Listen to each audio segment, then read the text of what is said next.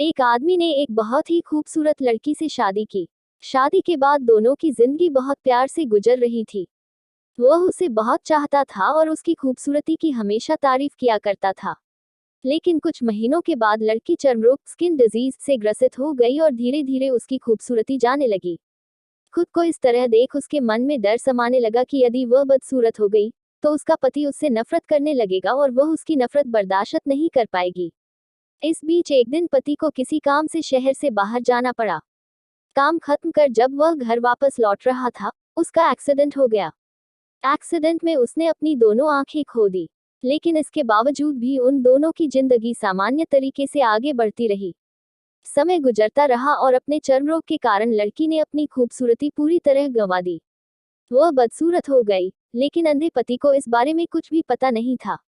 इसलिए इसका उनके खुशहाल विवाहित जीवन पर कोई प्रभाव नहीं पड़ा। वह उसे उसी तरह प्यार करता रहा। एक दिन उस लड़की की मौत हो गई। पति अब अकेला हो गया था। वह बहुत दुखी था।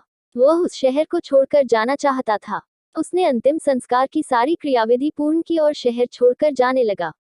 तभी एक आदमी ने पीछे से उसे पुकारा और पास आकर कहा, अब तुम बिना सहारे के अकेले कैसे चल पाओगे? इतने साल तो तुम्हारी पत्नी तुम्हारी मदद किया करती थी। पति ने जवाब दिया, दोस्त, मैं अंधा नहीं हूँ। मैं बस अंधा होने का नाटक कर रहा था। क्योंकि यदि मेरी पत्नी को पता चल जाता कि मैं उसकी बदसूरती देख सकता हूँ, तो यह उसे उसके रोग से ज्यादा दर्द देता। इसलिए मैंने इतने साल अंधे होने का दिखावा किया। वह बहुत अच्छी पत्नी थी। मैं बस उसे खुश रखना चाहता था।